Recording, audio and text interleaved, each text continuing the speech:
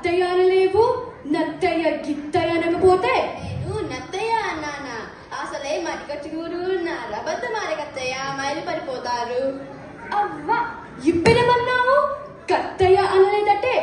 పరమ సాత్వికురాలని నన్నే కత్తయ్య అంటావా? అయ్యో, నా కర్మ కొద్ది దొరకారత్తయ్య మీరు. మళ్ళీ ఇంక కొద్దుకూతా? ఇప్పుడు రత్తయ్య అన్నావా లేదా? అయ్యో, నా రాత అది సంధి. మీరు తెలుగు సరిగ్గా చదువుకోలేదత్తయ్య. మరో మాటని కూత దత్తయ్యట వాడెవడు? అయ్యో అయ్యో, నీలాగా చదువుకోలేని నన్ను నత్తయ్య రత్తయ్య దత్తయ్య కత్తయ్య అని పెదవ పేరుతో పిలుస్తున్నావటే? అబ్బా, ఇంటికి రాని. అలా ఉనికిపోయి ఆయాసం తెచ్చుకోకండి, బీపీ పెరుగుతుంది. మీరు అనుకున్నవన్నీ కాల సంధి వలన ఏర్పడిన పదాలత్తయ్య. ఊరి దేవుడు నన్ను మళ్ళీ లత్తయ్య అంటుంది నాయనో. మాట్లాడవేం? ఇంకా ఏమనాలో తెలియటం లేదా?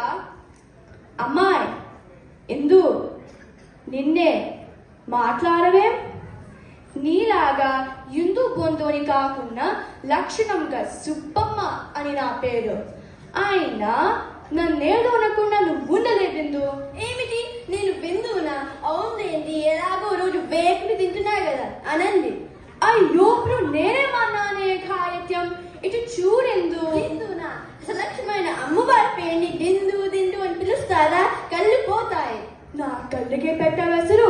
నేను అలా అనలేదు. కావాలంటే నీ మీద ఒట్టేస్తాను. అదిగో మళ్ళీ నిందు ఏంటి సందులాగా?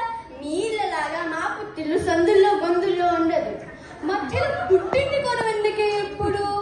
అయినా అత్త కోళ్ళన్న తర్వాత సరదాగా మాట్లాడుకోవాలిందు. సరదాలా చెట్టుబందులా?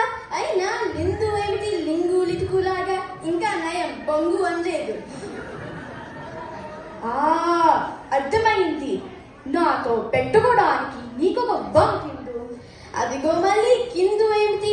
మావగారు మొఘల్ స్టేషన్ మాస్టర్ గా 30 ఏళ్ళు పనిచేస్తే మాత్రం మీరంతా తనకు మర్చిపోతారా? మధ్యలో ఆగాల్సిందుకే ఇప్పుడు? దాహం వేస్తుంది, ఇంకా ఆపిందు. పిందునా? మీరు ఇలా అంటున్నప్పుడు మా నాన్న అంటే రేసుకుంటారు. పిందు కిందు అసలు తెలుగేనా? అయ్యో నాన్న, ఈ బెంగాలీ ఎత్తగాడిని నాకు అంటగట్టి నా కొంప పెళ్ళిళ్ళు చేశావా? బెంగాలీ ఏమిటి సాధ్యం కూడా? మావి శుద్ధ శ్రోత్రియ బ్రాహ్మణ పుట్టుకలే తల్లి. ఈ బెంగాలీ పేర్ల కంటే ఆ నత్తయ్య రత్తయ్య దత్తయ్య కత్తయ్య పేర్లు బాగున్నాయి. నీకు నచ్చిన పేరుతో పిలుచుకోవే అమ్మాయి. నోరాచుకొని పోయింది. నోతో కాస్త చెల్లెకి మంచి నీళ్ళు పోయివే, నీకు పుణ్యం ఉంటుంది. సరే.